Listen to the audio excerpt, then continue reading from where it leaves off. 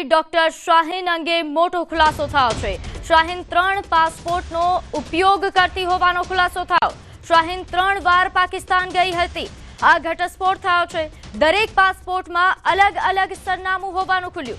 દરેક પાસપોર્ટ પર અલગ અલગ નામ લખાવ્યા હતા। એજન્સીઓ શાહીનની વિદેશ યાત્રાની જાણકારી મેળવી રહ્યા છે। કાનપુરમાં નોકરી છોડ્યા બાદ તે થાઈલેન્ડ પણ ગઈ હતી। તો આતંકી શાહીનને લઈને આ મોટા ખુલાસા થઈ રહ્યા છે। નોંધનીય છે કે તેની પૂછપરછ બાદ આ પ્રકારની માહિતીઓ સામે આવી રહી છે। શાહીન 3 વાર પાકિસ્તાન ગઈ હોવાનો ઘટસ્ફોટ થયો છે। દરેક પાસપોર્ટમાં અલગ અલગ સરનામું હતું અને દરેક પાસપોર્ટ પર અલગ અલગ નામ લખાવ્યા હતા। ત્યારે હાલ આ ખુલાસાઓ અંગે વધુ વિગત સાથે મારી સાથે संवाददाता दीपक जोड़ा गया है। दीपक, क्या जानकारी मिल रही है? क्या कौन कौन सी बातें सामने आ रही हैं? देखिए, कई तरह की इंफॉर्मेशन इस वक्त कलेक्ट की जा रही है और जिस तरह से लेडी डॉक्टर शाहीन और इसके भाई परवेज के मामले में एजेंसियां लगातार कई खुलासे कर चुकी है। इसमें ये भी आ रहा है कि देर रात को ये लोग अपना एक टाइम और फिक्स करते थे और जिसको अलग अलग कोडवर्ड नाम दिया गया। कोडवर्ड में ये बातें होती थी क्योंकि देर रात को ही सभी लोग एक्टिव रहते थे, क्योंकि दिल्ली ब्लास्ट से जुड़े हुए शाहीन, उसका भाई परवेज और जो दूसरे आरोपी हैं। और वहीं दूसरी तरफ हर टाइम जो है रात को 11 से 2-3 बजे तक का एक समय रहता था जिस दौरान इन लोगों की बात होती थी और ये सब इसको चैटिंग के जरिए ये सारी चीजें एक दूसरे को निर्देश देना ये सभी करते थे। इस पूरे मामले में शाहीन जो है वो कई तरह के कोड का इस्तेमाल करती थी और ये भी सूत्र बता रहे हैं कि शाहीन ही इस पूरे खेल की मास्टरमाइंड है, क्योंकि वो कई बार पाकिस्तान जा चुकी है, उसके अलावा कई दूसरे देशों में भी वो जा चुकी है। तो वहाँ किससे ये मिला करती थी, किसके साथ इसने क्या पाकिस्तान में कुछ ट्रेनिंग लेकर आई थी, इसको लेकर भी इन्वेस्टिगेशन एजेंसियां जांच कर रही है। और दीपक जी, सोशल मीडिया का भी क्योंकि प्रयोग हो रहा था इनके द्वारा, तो कौन से हैंडल्स पर ये ज्यादा एक्टिव थी और किस प्रकार का प्रचार किया जा रहा था? देखिए, सोशल मीडिया में जो लेडी डॉक्टर शाहीन है उसने कई सारे ग्रुप बनाए हुए थे, जिसमें जैसे वुल्फ अटैक करने को लेकर वुल्फ के नेम होते हैं, औरोरा और लूना, इस तरह के नाम रखे गए थे ताकि माता भेड़ियों के इन नामों पर किसका शक ना जाए। और उन्हीं में ये चैट के जरिए कई तरह की चीजें इस्तेमाल करते थे, चाहे स्नूपिंग के जरिए बातचीत हो या सोशल मीडिया में दूसरे ऐप इन्होंने डाउनलोड कर रखे थे ताकि किसी को इसकी खबर ना हो। और ये सारी चीजें अब धीरे धीरे बाहर आ रही हैं, क्योंकि अगर किसी को इसने फोन नंबर के जरिए बात भी करी तो उसका नाम भी अलग नंबर से सेव किया करती थी। जैसे आरिफ, जिसकी गिरफ्तारी हुई थी, आरिफ के नंबर के आगे स्पाइरो नाम लिखा जाता था। कई अलग अलग टिपिकल वर्ड का इस्तेमाल करती थी ताकि हर कोई से यहाँ पर इसको समझ ना पाए। और इसलिए इंटेलिजेंस एजेंसियां इस पूरे मामले में, क्योंकि इसका नाम मैडम सर्जन और उर्फ शाहीन ग्रुप के नाम से भी अपना कोड वर्ड इस्तेमाल करती थी, इसलिए इसका इस्तेमाल इसने दिल्ली बम धमाकों में कहीं ना कहीं आरोपियों से बातचीत करने के लिए और उसके लिए इस्तेमाल किया है। तो ये सारी चीजें अब खुलकर धीरे धीरे सामने आएंगी, लेकिन सूत्रों के हवाले से ये सारी खबरें हैं। आगे इसकी जांच की जा रही है किस तरह से इसका पूरा एक्सेस चलता था। दीपक, धन्यवाद माहिती के लिए। तो हाल जो संवाददाताए जणाव्યું કે દરેક પાસપોર્ટ પર અલગ અલગ નામ હતા। વિદેશ પ્રવાસ ડોક્ટર શાહીન કરી ચૂકી છે, એટલે વિદેશ લિંક પણ ખુલી શકે તેમ છે। સમાચારમાં આગળ વધીએ, વાત કરીએ સુરેન્દ્રનગરની। સુરેન્દ્રનગરમાં રતનપર ફાટક પાસેનો મારામારીનો વિડીયો સોશિયલ મીડિયા પર વાયરલ થયો। વરદાન હોસ્પિટલ પાસે પાર્કિંગ મામલે મારામારી થઈ। વાહન પાર્કિંગ મામલે હોસ્પિટલના સત્તાધીશો સાથે મારામારી થઈ। યુવક સાથે રકઝક અને મારામારીનો વિડીયો વાયરલ થઈ રહ્યો છે। વાયરલ વિડીયો કેટલો જૂનો છે તે અંગે હાલ કોઈ પુષ્ટિ થઈ નથી। જે રીતે વિડીયોમાં જોઈ શકાય છે, આ મારામારીના દ્રશ્યો છે। પાર્કિંગ મામલે મારામારી થયા હોવાનું હાલ જાણવા મળી રહ્યું છે। રકઝક અને મારામારીનો વિડીયો સોશિયલ મીડિયા પર વાયરલ થઈ રહ્યો છે। જો કે આ વિડીયો કેટલો જૂનો છે તે અંગે હાલ કોઈ પુષ્ટિ થઈ નથી, પરંતુ આ વિડીયો સુરેન્દ્રનગરના હોવાની જાણકારી મળી રહી છે। હોસ્પિટલના સત્તાધીશો સાથે મારામારી થઈ હતી તેવા પ્રકારની વિગત છે। વરદાન હોસ્પિટલ પાસે પાર્કિંગ મામલે મારામારી અને રકઝક થઈ, જેનો વિડીયો સોશિયલ મીડિયા પર ખૂબ જ વાયરલ થઈ રહ્યો છે। સુરેન્દ્રનગરના રતનપર ફાટક પાસેનો આ બનાવ હોવાની વિગત પ્રાપ્ત થઈ રહી છે। તો આ તરફ સુરતમાં સામાન્ય બોલાચાલી હત્યામાં પરિણમી। રીસામણે બેઠેલી પત્નીને મનાવવા પતિ અને તેના મિત્રો સાસરી પક્ષમાં ગયા હતા, જ્યાં પતિ અને તેના સાળા વચ્ચે કોઈ વાતને લઈને ઉગ્ર બોલાચાલી થઈ અને જે બાદ મારામારી અને ઝપાઝપી પરિણમી અને જોતજોતામાં હિંસક હુમલો થયો। શાળા અને પત્નીએ પતિ અને તેના મિત્ર પર હુમલો કર્યો, જેમાં પતિના મિત્રનું મોત નીપજ્યું છે. હાલ રાંદેર પોલીસે આરોપીઓની અટકાયત કરી વધુ તપાસ હાથ ધરી. ત્યારે આ મામલે વધુ વિગત સાથે મારી સાથે સંવાદદાતા કીર્તેશ જોડાઈ ગયા છે. કીર્તેશ, શું વધુ વિગત? બિલકુલ, સુરતના મોરા ભાગળ વિસ્તારની ઘટના છે. કહી શકાય કે પત્ની રિસાઈને સાસરે જતી રહી હતી ત્યારે પતિને પોતાના ભાઈ સાથે મળી પતિ અને તેના મિત્રો દ્વારા માર મારવામાં આવ્યા છે, જેને લઈને પતિ પત્નીને મળવા આવ્યો હતો. સાસરિયાઓમાં બોલાચાલી થઈ હતી અને પત્ની અને શાળાઓ વચ્ચે બોલાચાલી થતા પતિ અને તેના મિત્રો પર હુમલો થયો હતો, જેમાં પતિના મિત્રનું મોત થયું છે. કહી શકાય કે રાંદેર પોલીસ સ્ટેશન હદ વિસ્તારની આ ઘટના છે. હત્યાનો બનાવ સામે આવતા પોલીસ તાત્કાલિક ઘટના સ્થળે દોડી ગઈ હતી અને આ મામલે આરોપીઓની ધરપકડ કરી લીધી છે. ટૂંક સમયમાં જ આ સમગ્ર મામલે ખુલાસો થશે, પણ હાલ તો પોલીસે હત્યાનો ગુનો દાખલ કરી તપાસ શરૂ કરી છે.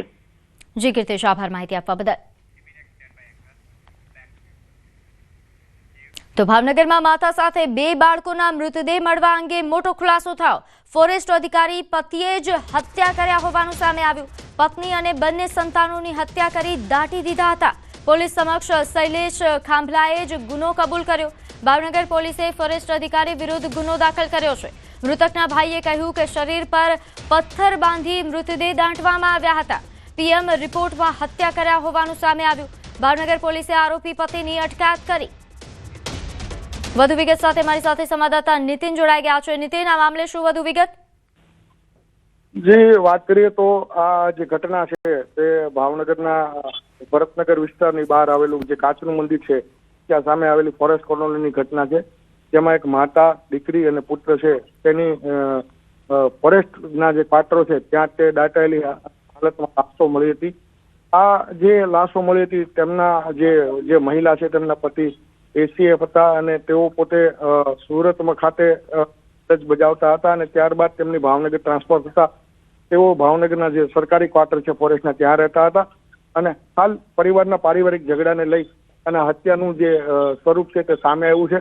ભાવનગર પોલીસ દ્વારા આ જે અધિકારી છે જે શૈલેષ ખાંભલા તેમને સુરતથી ધરપકડ કરી અને આ જે આરોપી છે તેમણે કબૂલ્યું છે કે ઘર કંકાસને લઈ અને આ જે મહિલા છે તેમની જેણે હત્યા કરી હતી અને ત્યારબાદ તેમના બાળકો છે તે આ જોઈ જતા બંને બાળકોની પણ તે આ જે વ્યક્તિ છે તેમણે હત્યા કરી છે. હાલ પોલીસ દ્વારા આ સમગ્ર મામલે લઈ અને બપોરના 1 વાગ્યા બાદ પ્રેસ કોન્ફરન્સ યોજીને વધુ વિગત આપવામાં આવશે. જી નીતિન, આભાર માહિતી આપવા બદલ.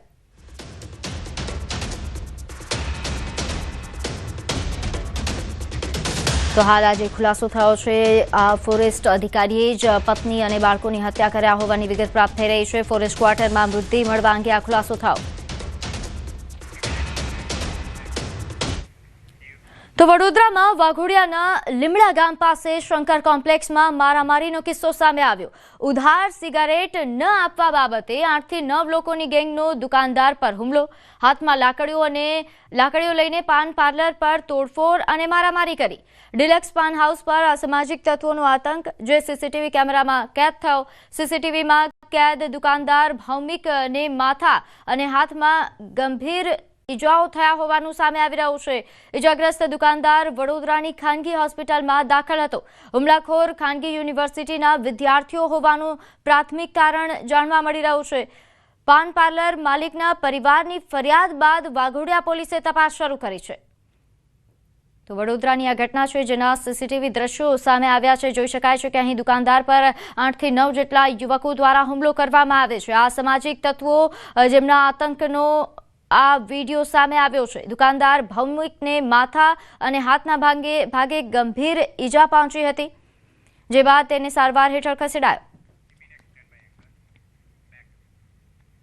તો વડોદરામાં સભા વિસ્તારમાં આવેલી સમરસ બોયઝ હોસ્ટેલમાં હોબાળો થયો. મેસમાં જમવાની ગુણવત્તા અંગે વિદ્યાર્થીઓમાં અસંતોષ જોવા મળ્યો. લોટ અને તેલમાં ભેળસેળ થતી હોવાનો આરોપ લગાવવામાં આવ્યો. હલકી ગુણવત્તાવાળું મટીરિયલ વાપરતા હોવાનો ગંભીર આક્ષેપ થઈ રહ્યો છે. વિદ્યાર્થીઓનો મેસ સંચાલકો સામે ઉગ્ર વિરોધ. સમગ્ર મામલે સમાજ કલ્યાણ વિભાગ તપાસ કરે તેવી વિદ્યાર્થીઓએ માંગ કરી. પ્રોબ્લેમ સખત ચાલુ છે. અમારે ઓફિસમાં રજૂઆત કરી છે, છતાં પણ અમારું નિરાકરણ આવ્યું નથી. અમે આજે જઈને જોયું તો જ્યાં અમારા સનફ્લાવર ઓઇલ છે એમાં અમારા જે મેનેજર છે અને સુપરવાઇઝર છે એ મિક્સ કરતા પકડાય છે. એમને જઈને મેં રજૂઆત કરી તો એવું કીધું કે અમે થોડું ઘણું તો મિક્સ કરી અમે અમારું પોર્શન કાઢવું પડે. પણ અમે અંદર જઈને રજૂઆત કરી આ રોટલી તમે અમારી જોઈ શકો છો. આ લોટ અમારો છે કે જે કઢાઈયાનો યુઝ કરવામાં આવે છે અને આશીર્વાદ તમને બતાવવામાં આવે છે. આ બધું યુઝ કરવામાં આવે છે બતાવવા માટે બહાર 4-5 લોકો રાખેલા છે. બાકી અંદર અમારે કઢાઈયાનો લોટ રાખેલો છે અને હાઇજીનના ઉપર 0 છે. બધું અંદર એકદમ ખરાબ પડ્યું છે. અમારા વોશરૂમ અમારા હાથે બધું પાણીની બધી તંગી છે. બધી રજૂઆત કરી છે અમારે. અત્યારે રજૂઆત કરી સાહેબ નથી આવ્યા. તો વાપીમાં ફરી એક વખત જોખમી મુસાફરીનો વિડીયો વાયરલ થયો છે. આ વખતે અમદાવાદ મુંબઈ નેશનલ હાઈવેના સર્વિસ રોડ પર અહીં પૂર ઝડપે પસાર થતી એક રિક્ષા કે જેની પાછળ લટકી અનેક વ્યક્તિ મુસાફરી કરતા હોવાના દ્રશ્યો મોબાઈલ કેમેરામાં કેદ થયા. મહત્વપૂર્ણ છે કે આ અગાઉ પણ વાહનોમાં લટકીને જોખમી રીતે મુસાફરી કરતા હોવાના બનાવો સામે આવ્યા છે.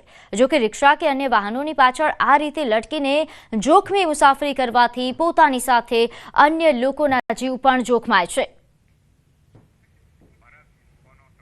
ત્યારે વધુ વિગત સાથે મારી સાથે સંવાદદાતા ભરત જોડાઈ ગયા છે. ભરત, આ રીતે જોખમી સવારી અવારનવાર સામે આવી રહી છે વાપીમાં, કોઈ કાર્યવાહી? જી બિલકુલ. અત્યારે જોવા જઈએ તો આ વિડીયો અત્યારે સોશિયલ મીડિયામાં છે ચર્ચાનું કેન્દ્ર છે. પોલીસ સુધી હજુ વાત પહોંચી નથી, પરંતુ જે રીતે આ દ્રશ્યો જોવા મળી રહ્યા છે એ મુજબ છે. આ રીતના જ અમદાવાદ મુંબઈ નેશનલ હાઈવેના સર્વિસ રોડ પર આવી રીતે પૂર ઝડપી પસાર થતી આ રિક્ષાની પાછળ જે રીતે આ વ્યક્તિ લટકી અને મુસાફરી કરી રહ્યા છે તે પોતાની સાથે અન્યના જીવ પણ છે જોખમમાં મૂકે છે. આ અગાઉ પણ અનેક વખત આવા દ્રશ્યો સામે આવે છે. જોકે અગાઉના કિસ્સાઓમાં પોલીસ કાર્યવાહી થઈ છે, પરંતુ આ વખતે પણ જે આ દ્રશ્યો છે એ સોશિયલ મીડિયામાં વાયરલ થતા બનાવ ચર્ચાનું કેન્દ્ર બને છે ને શક્ય છે કે થોડા સમયમાં પોલીસ પણ આ બાબતે જરૂરી કાર્યવાહી કરશે. પરંતુ અત્યારે જેવા આ દ્રશ્યો અગાઉ પણ આ રીતના દ્રશ્યો સામે આવ્યા હતા ને ફરી એક વખત આવા જોખમી દ્રશ્યો છે પોતાની સાથે અન્ય લોકોના પણ જીવ જોખમમાં મૂકે છે. એટલે આવી રીતે જોખમી મુસાફરી કરવી ટાળવું જોઈએ. જી બિલકુલ, આભાર માહિતી આપવા બદલ. તો હાલ જે રીતે સંવાદદાતાએ જણાવ્યું કે આવી રીતે જે મુસાફરી કરવામાં આવે છે જોખમી તે ટાળવી જોઈએ. પૂરપાટ જતી રિક્ષાનો આ વિડીયો છે. ગાંધીનગરમાં પેથાપુર ખાતે ગેરકાયદેસર દબાણો પર બુલડોઝર ફરી વળ્યું. મસ્જિદ અને 3 જેટલા ઘર પર બુલડોઝર ચાલ્યું. 3 જેસીબીથી ડિમોલેશનની કામગીરી કરાઈ. પોલીસની હાજરીમાં જ તંત્રએ દબાણ હટાવ્યા હતા. તો ગાંધીનગરથી આ દ્રશ્યો પેથાપુરમાં બુલડોઝર ચાલ્યું જેના દ્રશ્યો સામે આવી રહ્યા છે. પોલીસ બંદોબસ્ત વચ્ચે દબાણ દૂર કરવામાં આવ્યું. અહીં એક મસ્જિદ પણ દૂર કરવામાં આવી. આ ઉપરાંત 3 જેટલા ઘર પર બુલડોઝર ચાલ્યું. આજે વહેલા સવારેથી ગાંધીનગર જિલ્લાના સેક્ટર 30 એરિયામાં આવેલા ગેરકાયદેસર બાંધકામનું ડેમોલિશન કરવામાં આવી રહ્યું છે. આ ડેમોલિશનની કામગીરીમાં ટોટલ 200 જેટલી પોલીસ બંદોબસ્તમાં હાજર છે. એના સાથે સાથે એસડીએમ મામલતદાર અને આરએનબીની ટીમ પણ અહીંયા હાજર છે. ત્યારે હાલ વધુ વિગત સાથે મારી સાથે સંવાદદાતા ગીતા જોડાઈ ગયા છે. ગીતા, પેથાપુરમાં બુલડોઝર કાર્યવાહીને લઈને શું વિગત? જી પેથાપુરમાં વહેલી સવારે આજે બુલડોઝર ફરી વળ્યું છે. ખાસ કરીને ઇલીગલ મસ્જિદ અને 3 જેટલા ગેરકાયદે બાંધકામો હતા જે નદીના પટમાં ઉભા કરવામાં આવ્યા હતા. તેના પર આજે બુલડોઝર ફરી વળ્યું છે.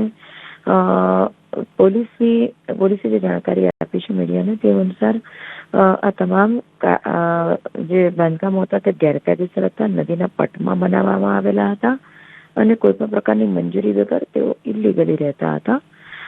આજે 200 જેટલા પોલીસ જવાનોની હાજરીમાં એ તમામનો સફાયો કરી દેવામાં આવ્યો છે. જી જે ઉપરાંત ગીતા, કારણ કે અહીં મસ્જિદ પણ દૂર કરવામાં આવી એને લઈને કોઈ હોબાળો થયા હોવાના પણ વિગત હતા, તો કેવા પ્રકારની રજૂઆત છે અહીંના લોકોની પણ? સ્વાભાવિકપણે ઘણા વર્ષોથી લોકો અહીંયા રહેતા હોય એટલે તેને નહીં કરવા માટે ચોક્કસ તેઓ જણાવે, પરંતુ ગેરકાયદેસર વસ્તી સામે સરકારે બી તેને પગલાં લેવા પડે એટલે રાજ્ય સરકારે ખાસ કરીને ગૃહ વિભાગે તેનું કામ કર્યું છે. જી આભાર માહિતી આપવા બદલ.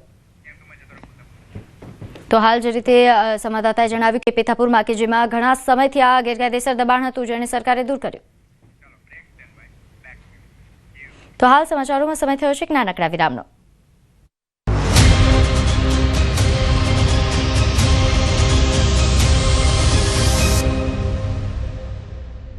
રાજ્યમાં ફરી એક વખત કાતલ ઠંડીનો ચમકારો વધ્યો છે. રાજ્યમાં તાપમાનનો પારો ગગડતા મોડી રાતથી વહેલી સવાર સુધી કાતલ ઠંડીનો અનુભવ થઈ રહ્યો છે. જોકે તડકો પડતાની સાથે જ મિશ્ર ઋતુ અનુભવાઈ રહી છે.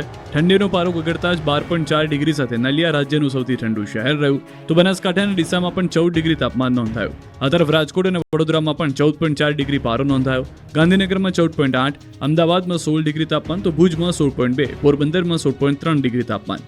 આ તરફ ગુજરાતથી અડીને આવેલા રાજસ્થાનના માઉન્ટ આબુમાં ગુલાબી ઠંડીની શરૂઆત થઈ ગઈ છે. પશ્ચિમી રાજસ્થાનના એકમાત્ર હિલ સ્ટેશન માઉન્ટ આબુમાં હવે ગુલાબી ઠંડીનું આગમન થઈ ચૂક્યું છે. તાપમાનમાં 10 ડિગ્રી સુધીનો ઘટાડો નોંધાયો, જેમાં નકી તળાવનું તાપમાન 7 ડિગ્રી અને ગુરુ શિખરનું તાપમાન 3 ડિગ્રી જેટલું નીચે ગયું. જોકે આ વખતે ઠંડી શરૂ થવામાં 3 અઠવાડિયાનો વિલંબ થયો.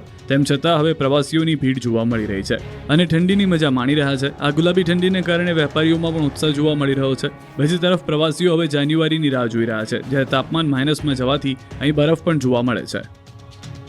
કે આપણા અલ્પેશજીને ડેપ્યુટી સીએમમાં લેશે એના માટે બહુ પ્રયાસ ચાલુ હતા. એટલા માટે ફરીથી કહું છું, પોઝિશન જોતી નથી, પાવરમાં આવો. સૌથી મોટું વોટિંગ પાવર હોય તો પાવર આપણામાં હોવો જોઈએ. ગાંધીનગરના માણસા ખાતે ક્ષત્રિય ઠાકોર સમાજના સંમેલનમાં હજારોની મેદની વચ્ચે ઋષિ ભારતી બાપુએ આપેલું આ નિવેદન ચર્ચાસ્પદ બન્યું. ઠાકોર સમાજની મેદની વચ્ચે બોલતા બાપુએ કહ્યું કે અલ્પેશ ઠાકોરને નાયબ મુખ્યમંત્રી બનાવવા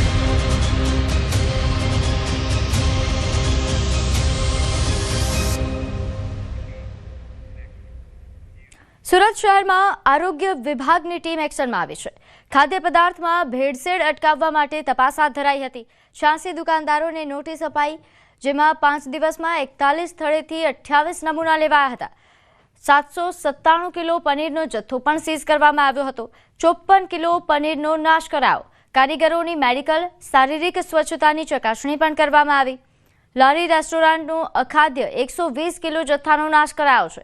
પાલિકા દ્વારા 1,31,000ના દંડની વસૂલાત કરાઈ છે. સુરત મહાનગરપાલિકાની આરોગ્ય વિભાગ અને ફૂડ વિભાગની ટીમની સંયુક્ત કામગીરીમાં 375 સંસ્થાઓની તપાસણી કરી તેમાંથી 79 નમૂના લેવામાં આવે છે. 86 સંસ્થાઓને નોટિસ આપવામાં આવેલ છે અને 1,31,000 રૂપિયા વહીવટીપત્રોનો ખર્ચ પેટે વસૂલ કરવામાં આવેલ છે. બનાસકાંઠા જિલ્લામાં થરાદ શિપુલાઇન યોજના મારફત નર્મદાના નીર સીપુ ડેમમાં પહોંચતા ખેડૂતોમાં ખુશી છવાઈ છે. શિયાળુ સિઝનનું વાવેતર કર્યા બાદ છેલ્લા ઘણા સમયથી સિંચાઈના પાણીની તંગી હતી, ત્યારે આ પાણી આવવાથી ખેડૂતોમાં હેતની હેલી જોવા મળી. જિલ્લામાં ઘઉં, બટાકા, રાયડો સહિત અનેક શિયાળુ પાકનું વાવેતર થયું છે. આગામી સમયમાં આ પાણી સીપુ લિંક કેનાલ મારફત કેનાલોમાં પણ છોડવામાં આવશે, જેથી ખેડૂતોને તેમના પાક માટે પૂરતું પાણી મળી રહે. તો વાવ-થરાદ જિલ્લાના મુખ્ય મથક થરાદ સંઘ ખાતે ખાતર માટે ખેડૂતોની કતારો લાગી. વાવેતર સમયે ખેડૂતોને યુરિયા ખાતરની તાતી જરૂરિયાત હોય છે. રાયડો, ઘઉં સહિતના શિયાળુ પાકમાં યુરિયાની જરૂરિયાતને લઈને ખેડૂતો પહોંચ્યા હતા. તાલુકા સંઘના ગોડાઉન ખાતે પહોંચ્યા હતા. છેલ્લા ઘણા અઠવાડિયાથી બનાસકાંઠા સહિત વાવ-થરાદ વિસ્તારમાં ખાતરની અછત હોવાની ખેડૂતોની રાડ હતી.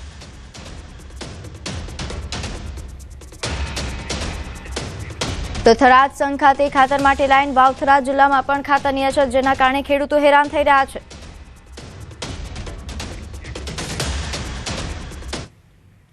આગળ વાત કરીએ મહેસાણાની. અહીં વિદેશી દારૂનો જથ્થો ઝડપાયો છે.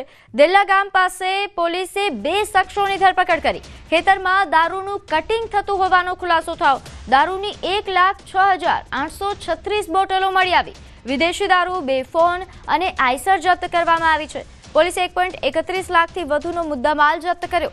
7 આરોપીઓને વોન્ટેડ જાહેર કરવામાં આવ્યા.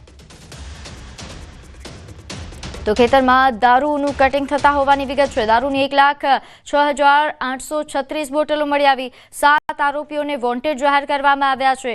મુદ્દામાલ સાથે અહીં એક આરોપી, 2 શખ્સોની ધરપકડ પણ કરવામાં આવી છે. નોંધનીય છે કે દારૂબંધી વચ્ચે આ પ્રકારે દારૂબંધીના લીરે લીરા ઉડી રહ્યા છે. સુરતમાં સાયબર સેલે લોનની આડમાં ચાલતું ગેરકાયદેસર કોલ સેન્ટર ઝડપી પાડ્યું. ડુમસના સ્વસ્તિક યુનિવર્સલ અને પાલનપુરના રોયલ ટાઇટેનિયમમાં સાયબર સેલ દ્વારા દરોડા પાડવામાં આવ્યા. લોનની આડમાં ચાલતું ગેરકાયદેસર કોલ સેન્ટર ઝડપી પાડવામાં આવ્યું. જેમાં નિતેશ ખવાણી અને ટીમ લીડર જાવેદ નાસિર વાડાની ધરપકડ કરવામાં આવી. આરોપીઓ ડુમસના સ્વસ્તિક યુનિવર્સલમાં ગ્રાહકોને ઓનલાઈન લોન આપવાના બહાને એસીએચ મેન્ડેટ પેમેન્ટના ખોટા દસ્તાવેજો બનાવતા હતા, જેનો બેંકમાં દુરુપયોગ કરી કસ્ટમરોના બેંક એકાઉન્ટમાંથી 13,500 થી 25,000 સુધીની રકમ ટ્રાન્સફર કરી લેતા હતા. હાલ આરોપીઓની સાયબર ક્રાઇમ સેલ દ્વારા વધુ તપાસ હાથ ધરવામાં આવી છે.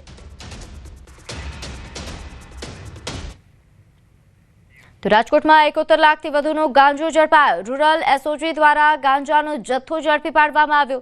ભાડલા પોલીસ સ્ટેશન વિસ્તારમાંથી ગાંજાનો જથ્થો ઝડપાયો છે. અહીં 71 લાખથી વધુના ગાંજાના જથ્થા સાથે રાયધન કોળીની ધરપકડ કરવામાં આવી. આ વ્યક્તિ પોતાની વાડીમાં ગાંજાના છોડનું વાવેતર કર્યું હતું, જેના વિરુદ્ધ અગાઉ 2 પોલીસ ફરિયાદ નોંધાઈ છે.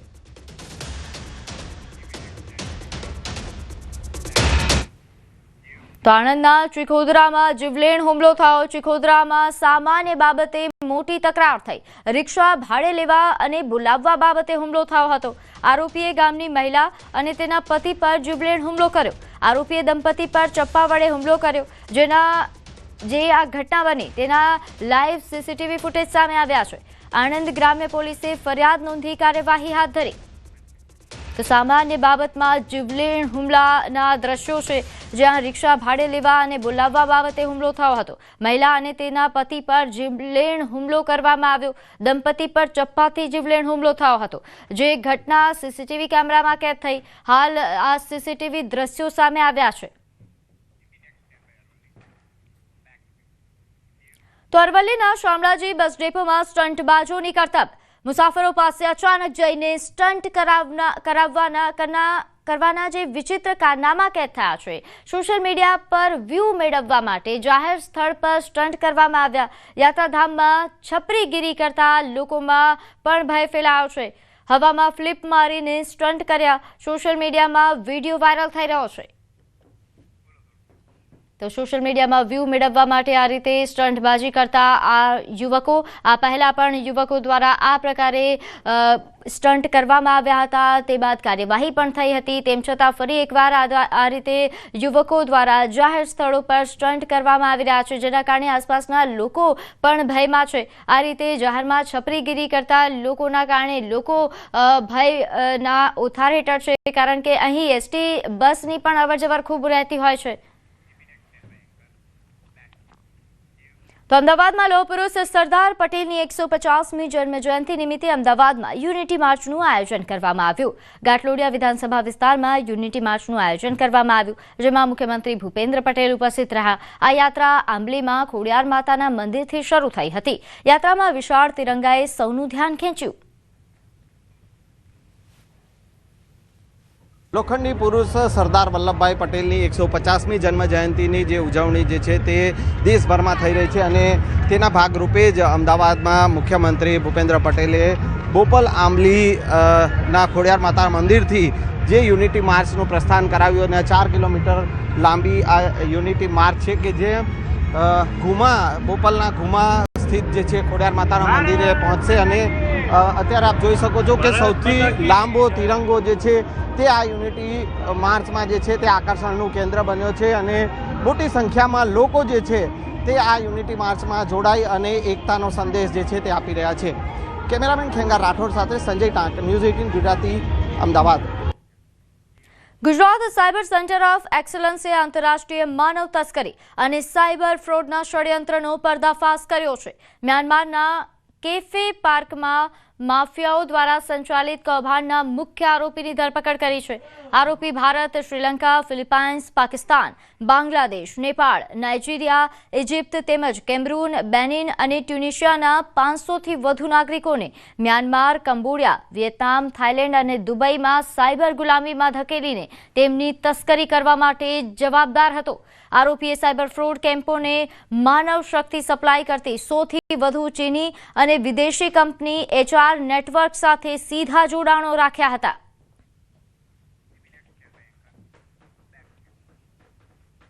તો રાજ્યના નાયબ મુખ્યમંત્રી હર્ષ સંઘવીએ સુરત શહેર પોલીસના અદ્યતન સીસીટીવી કમાન્ડ એન્ડ કંટ્રોલ રૂમનું લોકાર્પણ કર્યું. શહેર પોલીસ કમિશનર અનુપમસિંહ ગેહલોત સહિતના અધિકારીઓ હાજર રહ્યા. સુરત શહેરના તમામ સીસીટીવી કેમેરાનું તમામ મોનિટરિંગ હવે ગાંધીનગરથી થશે. કંટ્રોલ રૂમની તમામ વોલનું અપગ્રેડેશન કરવામાં આવ્યું. ડીજીપી ઓફિસ અને મુખ્યમંત્રીના કાર્યાલયથી પણ નજર રાખી શકાશે. जो एकदम अद्यतन टेक्नोलॉजी थी लैस जो सीसीटीवी कंट्रोल रूम आज थी जो है अपना सूरत शहर जो नगरजनों ने सेवा माटे जो है कार्यरत थी जैसे जो है आमा 1460 જેટલા કેમેરાઓ છે જો અને સારા ગુણવત્તાના જો આપણા જે ઇન્ટરનેટ સાથેના છે. આમાં ખાસ કરીને ઘણા બધા ફીચર્સ છે જો જેમાં અલગ અલગ પ્રકાર કે જો કેમેરા છે, ઓટોમેટિક નંબર પ્લેટ રિકોગ્નિશન કેમેરાઓ છે. પ્રદેશ ભાજપ પ્રમુખ જગદીશ વિશ્વકર્માએ ગાંધીનગરમાં ઉદ્યોગપતિઓ સાથે મુલાકાત કરી. કાર્યક્રમમાં પધારેલા મહેમાનોને બુકે નહીં પરંતુ બુકથી સ્વાગત કરવા અપીલ કરી. કહ્યું, ગુજરાત એકમાત્ર એવું રાજ્ય છે જેને ઇન્ડસ્ટ્રી માટે પોલિસી બનાવી. ધોલેરામાં પ્લોટ આપવાના કામ ચાલુ કર્યા. કાર્યક્રમમાં ગાંધીનગરના તમામ ધારાસભ્યો હાજર રહ્યા હતા. બુકે નહીં પણ બુકથી સ્વાગત કરો. અત્યાર સુધીમાં અમારા ઋત્વિજભાઈ, સંદીપભાઈ બધા જગ્યાએ મારી પ્રવાસમાં હોય છે પ્રદેશની ટીમ તરફથી લગભગ 10 લાખ જેટલા ચોપડા ભેગા થઈ જાય. આગળ વાત કરીએ પાટણમાં શિયાળુ વાવેતર સમયે ખાતરની અછત જોવા મળતા ખેડૂતો મુશ્કેલીમાં મુકાયા. અહીં સરસ્વતી તાલુકાના મેલુષણ ગામમાં ખેડૂતોએ મોટા પાયે શિયાળુ વાવેતર કર્યું હતું. ત્યારે યુરિયા ખાતરની અછતના કારણે ખેડૂતોને હાલાકી વેઠવાનો વારો આવ્યો. ખાતર લાઈનમાં રહે છે પણ લાઈનમાં કોઈ મેળ આવતો બરોબરની લાઈન એક એક થેલી આવે ને પછી પૂરા થઈ રહે ને લાઈન પૂરી થઈ જાય કે થઈ રહ્યું ખાતર. આ રીતે તકલીફો છે. મારે હાલ 15 બોરીની જરૂર છે પણ નથી મેળ આવતો. એરડા, રાયડું, એરડા ને ઘઉં ખાતર જોઈએ છે, ખાતર મળતું નથી અમને બરાબર. આખો દિવસ આવીને અમે સવારમાં 6 વાગ્યા ઊભા રહે છે લાઈનમાં. એક થેલી મળે છે અને થેલી આપવાનો ટાઈમ થાય, મારો નંબર આપવાનો થાય ને ખાતર પણ થઈ રહે છે બરાબર છે. ફેર પાછા આવીને જતા રહીએ, આવું થાય છે પોઝિશન.